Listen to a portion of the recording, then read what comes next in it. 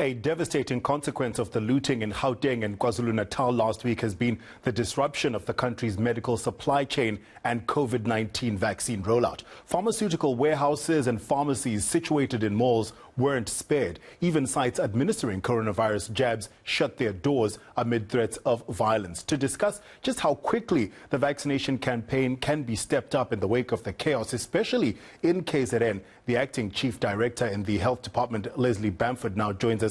Lesley, thanks a lot for joining us. Let's start off with just how badly hit was our vaccination drive with the violence and chaos that we saw last week. Well, good morning and good morning to the viewers. So certainly during last week, most of our sites in KwaZulu-Natal did close, and the number of vaccinations that were conducted was much lower than in previous weeks.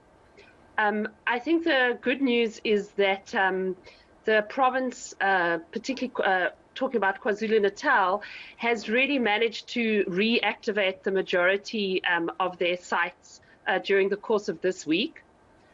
So yesterday, we were very pleased as a country to, for the first time, record more than 250,000 vaccinations in one day.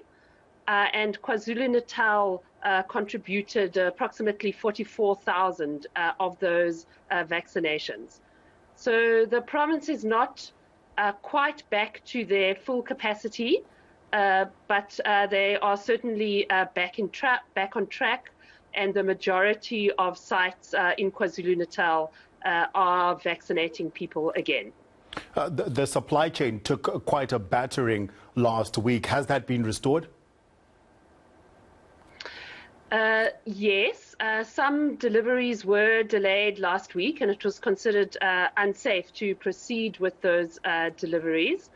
But certainly within the public sector, we have now been able to complete all the deliveries to the province. So we do not anticipate any problems with the supply chain. Lesley, some of the visuals we saw of the looting last week included people taking medications from pharmacies, and there were reports that vaccines were also stolen. Does it concern you that some of these vaccines are out on the streets? So, of course, this is a matter of concern. Luckily, the number of vaccines that were lost was relatively small.